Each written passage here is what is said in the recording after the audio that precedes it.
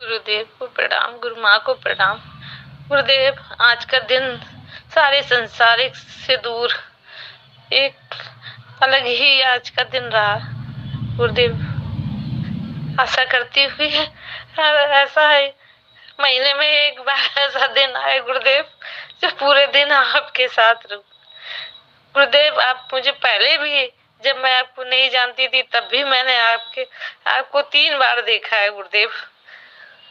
आप प्रभु है, भगवान परमात्मा ही है गुरुदेव। आप तो कुछ सकी नहीं है गुरुदेव। मेरे गुरुदेव, जो दुनिया में आज दिन तक मैंने ऐसा कोई गुरु नहीं देखा, साक्षात परमात्मा।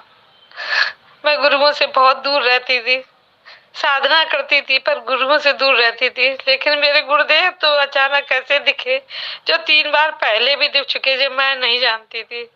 तब मुझे लगा कि यही मेरे गुरुदेव हैं।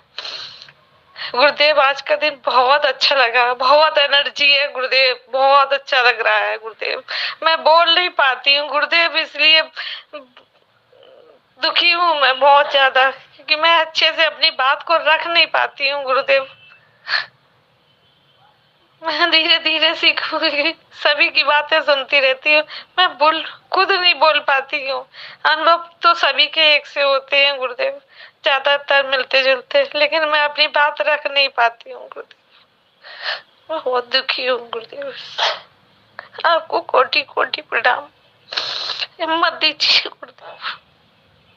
मैं आपका वीडियो देखती हूँ गुरुदेव, दिन भर अकेली रहती हूँ, लेकिन ऐसा लगता है बस आपके सोफा के पास बैठ के वीडियो देखती हूँ गुरुदेव।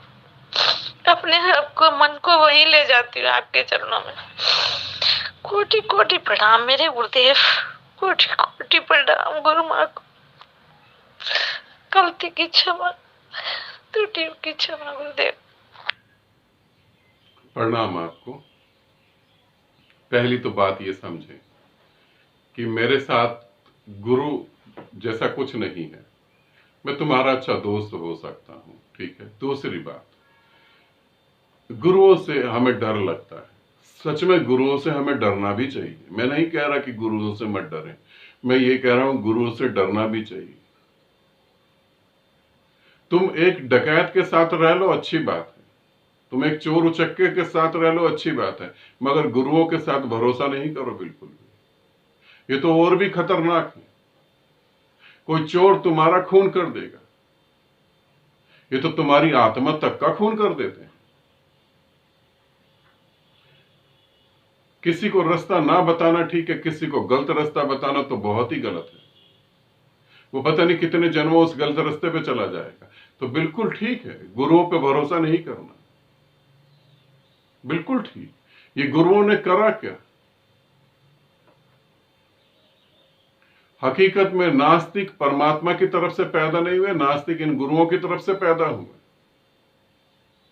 इन्होंने बता दिया, जाओ मंदिर जाओ, धार्मिक स्थल में हाथ जोड़ के खड़े हो जाओ, प्रार्थना करो, तुम्हारी प्रार्थना स्वीकार हो जाएगी। किसी ने कहा ऐसा कि तुम मेरी प्रार्थना करो और तुम्हारे काम बन जाएंगे?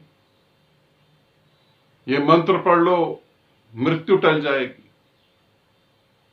कैसी कोरी बकवास है बिल्कुल।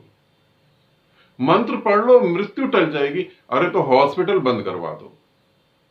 ये इतने सारे बच्चे मेडिकल कॉलेज में एडमिशन ले रहे हैं, रात दिन पढ़ के एक हो रहे हैं, रात दिन किताबें पढ़ रहे। एक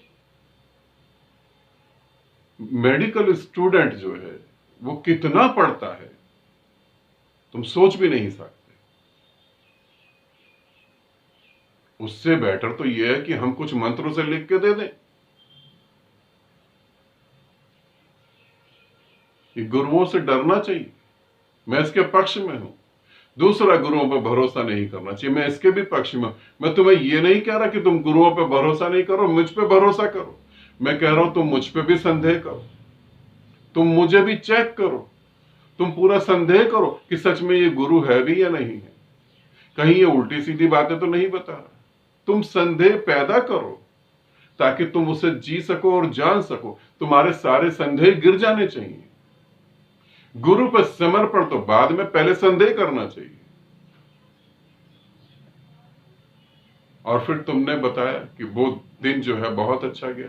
जल्दी ही हम ऐसा कर रहे हैं कि पूरा के पूरा दिन जो तुम हमारे साथ जुड़ के साधना करो, और पूरे के पूरे दिन तुम इतनी गति कर जाओ जो तुम 6 महीने में नहीं कर सकते उतनी एक दिन में कर जाओ।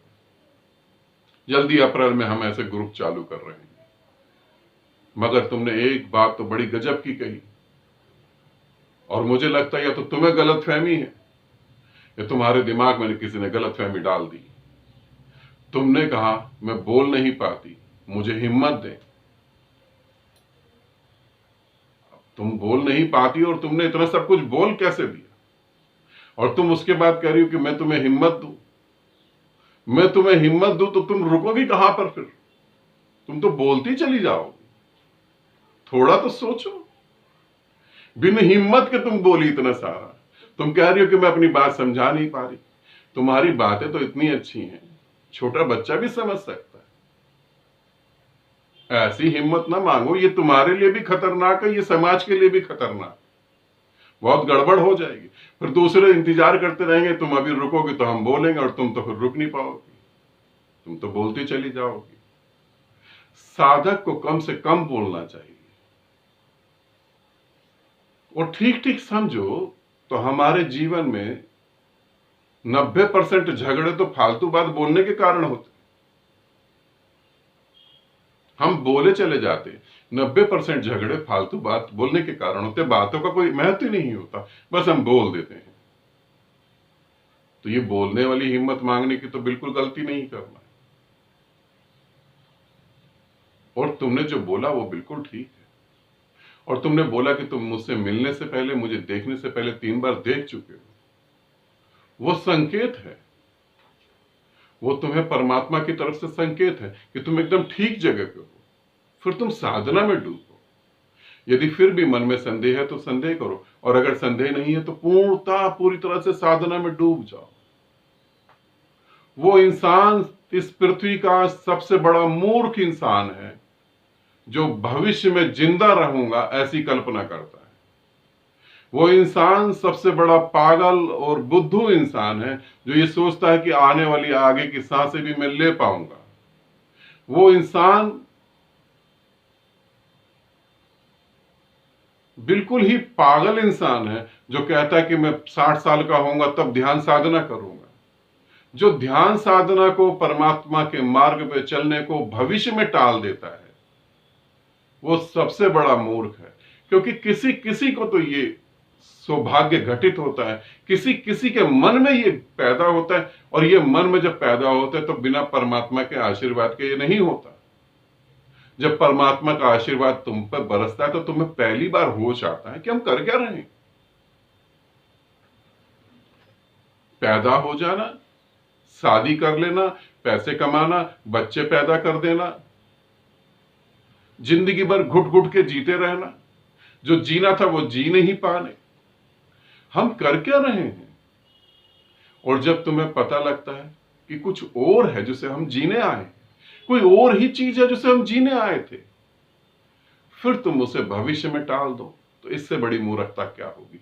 तुम्हें पता है मौत कब आने की, तुम्हें पता है मौत कहां इंतजार कर रही है, तुम्हें पता है मौत कहां पे खड़ी है। लोग कहते हैं भविष्य में करेंगे, हम भविष्य में ये होगा। अभी करो, अभी डूबो। और जो तुम्हें घटित हुआ वो बहुत अच्छा घटित हुआ, बहुत शुभ।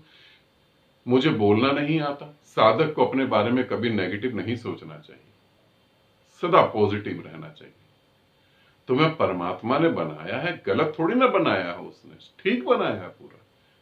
समाज भले तुम्हें ना समझ रहा और गलत कह रहा हो, मगर तुम बिल्कुल ठीक हो। तुम्हें सदा पॉजिटिव रहना चाहिए। मैं बोल नहीं ठीक, मेरे पास बहुत सारे ऑडियो आते हैं कि हम हिंदी नहीं बोल पाते। उन्हें मैं यही बोलता हूं, जो तुम बोलते हो मुझे समझ आ जाता है। इतनी तो भाषा का अर्थ क्या होता है? भाषा का अर्थ ये होता है जो तुम अपने दिल की बात बोलना चाहते हो, सामने वाला समझ लेता, तुम बोल देते हो, बात खत्म हो गई। और भाषा में, लैंग्वेज में कोई पीएचडी थोड़ा ना करके दिखानी है।